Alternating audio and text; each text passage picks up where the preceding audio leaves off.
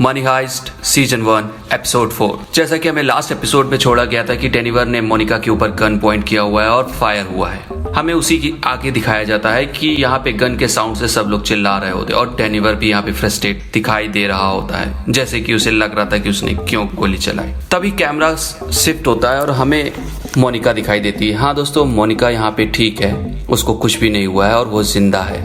ये दोनों प्लान करते हैं और तभी डेनिवर ने एक और फायर किया जो मोनिका को टच करते हुए निकला था, जिससे खून निकलेगा और सब लोग समझेंगे कि मोनिका मर गई है। दूसरी गोली की आवाज से बर्लिन डेनिवर के पास जाता है। वो देखता है कि डेनिवर मोनिका की बॉडी को ठिकाने लगा रहा होता है।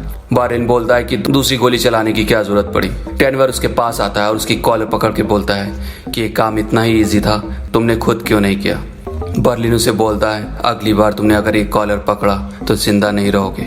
बर्लिन यहाँ पे दूर से ही मोनिका की बॉडी को देखता है और डेनिवर को ऑर्डर देता है बेसमेंट में इसकी बॉडी रख दो और उसके बाद यहाँ रूम का सारा खून साफ करो। दोस्तों, यह सीरीज का टाइटल सॉन्ग आता है और बेहतरीन म्यूजिक के साथ हमारी कहानी आगे बढ़ती है। हमें रकेल की मॉम दिखाई जा रही होती है जो काफी परेशान लग रही होती है और उसके रूम में सारी फ्लैग्स चिपकी हुई है याददाश्त के लिए। ऐसा लग रहा था कि उसे भूलने की बीमारी है। दूसरी तरफ हमें रकेल और प्रोफेसर फोन में बात करते हैं दिखाई जाते हैं। रकेल बोलती है कि तुम्हारा टाइम हो गया है। प्रोफेसर बोलता है तो तुम चाहो तो सारे होस्टेजेस को आके ले सकती हो, लेकिन वो तुम्हें जिंदा नहीं मिलेंगे और अगर मेरी बात सुनोगी तो सारे के सारे मैं तुम्हें सेफ हैंडओवर करूंगा। ये सब बातें हो ही रही थी कि प्रोफेसर के मोबाइल पे रकेल की मॉम का फोन आ रहा था। जैसा कि लास्ट एपिसोड में दिखाया गया था कि प्रोफेसर ने अपना फोन रकेल को दिया था और उससे उसने मॉम को फोन लगाया था। इमरजेंसी होने की वजह से रकेल की माँ को कुछ नहीं समझ में आया। उसने लास्ट रिसीव कॉल नंबर पे डायल किया जो प्रोफेसर के पास था। प्रोफेसर यहाँ रकेल से बात करना बंद करता है और उसकी माँ से बात करता है, जिससे ये पता चलता है कि उसकी माँ को कुछ इमरजेंसी है और वो रकेल से अर्जेंट में बात करना चाहती है। कैंप के अंदर का सीन दिखाते हैं जिस पर रकेल कॉल कट करने के बाद सारा कुछ एनालाइज कर रही है। उसे भी अब समझ में आने लगा है कि प्रोफेसर केवल निगोशिएशन के बहाने टाइम मांग रहा है और वो पैसे अंदर प्रिंट कर रहा है, क्योंकि अगर उसे केवल पैसे ही चाहिए होते तो वो बैंक के लॉकर में पहुंच चुका है और वहां के पैसे निकाल के जा चुका होता। थोड़ी देर बाद प्रोफेसर रकेल के कैंप के पास पहुंचता है और वहां की सिक्योरिटी से बताता है कि रकेल की मॉम का फोन है और ये कुछ पर्सनल फोन है तो मैं ही उसे दूंगा। प्रोफेसर कैंप के अंदर आता है और रकेल को फोन देता है। रकेल बात करते करते उसका फोन लेके चली जाती है, लेकिन प्रोफेसर ने कैंप के अंदर की सारी सिचुएशन देख ली होती है। उसने सारे लोगों को पहचान लिया था और वहां पे लगे इक्विपमेंट भी देख चुका था। हमें मिड के अंदर दिखाया जाता है जिसमें बर्लिन से सब लोग यही पूछ रहे होते हैं कि गन शॉट क्यों हुआ और मोनिका कहाँ है, और अगर मोनिका मर गई है तो प्रोफेसर ने बोला था कि यहाँ पे खून का खेल नहीं हो गया तो मोनिका मरी कैसे। बर्लिन बोलता है कि इस गेम में बहुत सारे रूल चेंज हुए हैं तो कुछ नियम यहाँ भी चेंज होंगे। बर्लिन बोलता है कि तुम लोगों ने बहुत सारे रूल तोड़े हैं तो कुछ रूल यहाँ भी टूटेंगे। रियो और टोक्यो ने मिलकर प्रोफेसर को कॉल किया। बर्लिन नहीं चाहता था कि प्रोफेसर को कॉल किया जाए, लेकिन दोनों ने बर्लिन को गन पॉइंट पे रखा और प्रोफेसर को कॉल किया। प्रोफेसर ने कॉल पिक नहीं किया क्योंकि वो तो रकेल के पास में था। रियो ने फोन कट किया, तभी वहां पे मॉस्को आता है और वो भी यही सवाल बोलता है कि गोली क्यों चली।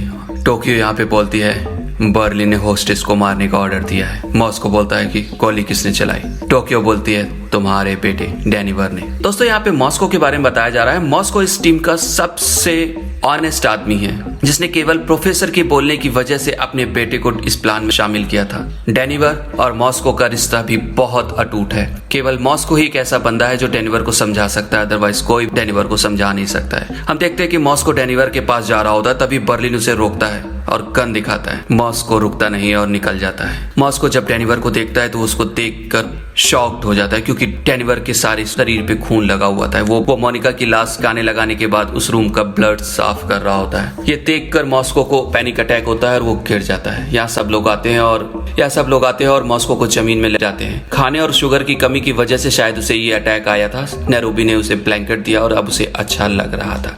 सीन चेंज होता है और हमें पता चलता है कि रकेल की मॉम रकेल की बेटी की वजह से परेशान है क्योंकि उसके डैड उसे 2 घंटे से बाहर लेके गए और कोर्ट के हिसाब से उसे अभी नहीं आना था। इसी बीच प्रोफेसर का फोन फिर से रकेल को आता है। रकेल को बोलता है कि मेरा फोन तुम्हारे पास रह गया है। सीन चेंज होके फिर से मॉस्को के पास पहुंचता है और हमें बताया जा रहा होता है कि मॉस्को ने अपने सारे गलत काम क्यों छोड़े।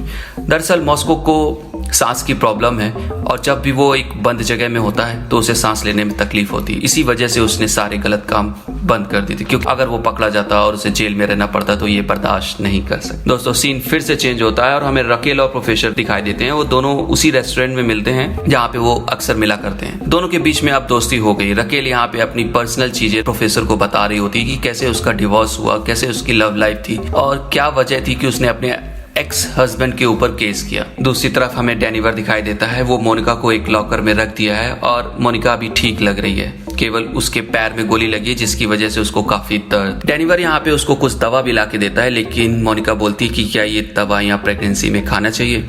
डेनिवर बोलता है कि मैं पूछ के बताऊंगा। मॉस्को को भी अब अच्छा लग रहा होता है, लेकिन सडनली वो उठता है और मेन डोर की तरफ जाने लगता है। सब लोग उसे रोकते हैं लेकिन वो रुकता नहीं है और उसने चाह के मेन डोर ओपन कर दिया है और उसने मास्क भी नहीं पहना हुआ है। सारे कैमरे, पुलिस अलर्ट हो जाती है। तभी वहां पे डेनिवर आता है और मॉस्को को धक्का दे जमीन में गिराता है और उसे मास्क पहनाता है। दोस्तों यहाँ पे मॉस्को को गिल्टी फील हो रहा है कि उसे लग रहा है कि डेनिवर को यहाँ नहीं होना चाहिए और उसे एक मर्डरर नहीं होना चाहिए, जिसकी वजह से वो अब सरेंडर करने जा रहा है। लेकिन डेनिवर ने मॉस्को को धीमे से बताया कि मैंने उस लड़की को नहीं मारा है, उसे सबसे छिपा के रखा हुआ है। ये बात होने के बाद मॉस्को थोड़ा शांत होता है और इसी बीच टोक्यो आती है और डोर लॉक कर देती है। पुलिस को किसी का भी चेहरा दिखाई नहीं पड़ा हुआ है। प्रोफेसर और रकेल की बात हो ही रही होती है, तभी वहां पे एंजल आता है जो उस रकेल के साथ उसी कैंप में इस हेस्ट को मॉनिटर कर रहा है। वो बोलता है कि अभी अभी मिंट का गेट खुला था और उसमें दो रॉबर आपस में लड़ रहे थे। ये सुनकर रकेल वहां से भाग जाती है जल्दी में। यहाँ पे प्रोफेसर भी ये सारी बातें सुन रहा होता है और उस रकेल के जाते ही वो भी भागता है। मिंट के अंदर पता चलता है कि मॉस्को को अभी सांस लेने में कुछ प्रॉब्लम हो रही, तो डेनवर कुछ लोगों को लेके छत में जाता है मास्क लगा के। बर्लिन ये नहीं चाहता था कि वो लोग सब छत में जाएं, लेकिन यहाँ पे रियो, टोक्यो सब ने बर्लिन को गन पॉइंट पे रखा हुआ है। तभी प्रोफेसर का फोन आता है। बर्लिन फोन उठाता है और प्रोफेसर को ये सारी बातें बता देता है और साथ साथ ये भी बोलता है कि ये सब मेरे इंस्ट्रक्शन से नहीं हो रहा है, ये सब ये लोग कर रहे हैं। प्रोफेसर बोलता है मुझे कुछ नहीं सुनना है, मुझे बस पता रहनी चाहिए और फोन कट कर देता है। डेनिवर ने जो लोगों को चुना हुआ है उसमें ऑटोरो भी शामिल है। ऑटोरो यहाँ फिर से चालाकी करता है और पूछने लगता है कि गन शॉट क्यों हुआ है, तुमने किसी को मारा है क्या, कोई मर गया है क्या। तभी डेनिवर को गुस्सा आता है और वो गन लेता है, उसके मुंह में डाल देता है। कहता है कि अब की बार तुम्हारे मुंह से कोई भी आवाज निकली तो ये गन की भी आवाज निकलेगी। तो यहाँ पे ऑटोरो थोड़ी देर के लिए शांत हो जाता है। सब लोग रूफ में होते हैं और ऑटोरो यहाँ पे फिर से पंगा कर रहा होता है और वो डेनिवर के आसपास ही रहता है। तभी मॉस्को डेनिवर से एक बार फिर पूछता है कि तुमने किसी को मारा तो नहीं है। डेनिवर ने मना कर देता है, बोला मैंने किसी को नहीं मारा। ऑटोरो को पूरा सुनाई नहीं देता है और उसे समझ में आता है कि मोनिका को मार दिया गया। तभी वो चिल्लाने लगता है और सारे लोग इधर उधर होने लगते हैं। पुलिस भी ये देख के चौकन्नी हो जाती है और ऑटोरो के हाथ में जो फेक गन थी वो ऊपर उठाए हुए था, बाकी के सारे लोग नीचे बैठ गए थे। गन ऊपर होने की वजह से पुलिस ने ऑटोरो को गोली मार दी। ऑटोरो गिर जाता है और मास्क हटाने पे पुलिस को भी पता चल जाता है कि ये तो मिंट का मैनेजर है और पुलिस वालों ने मिंट मैनेजर को मार दिया है। यहाँ दोस्तों एक बार फिर से साबित हो जाता है कि पुलिस ही होस्टेजों को हर्ट कर रही है और दोस्तों इस एपिसोड का एंड हो जाता है। तो दोस्तों अब क्या होगा, प्रोफेसर अब क्या करेगा, बर्लिन की जगह अब रॉबरी को कौन कमांड करेगा, देखते हैं अगले एपिसोड में। Till then bye bye.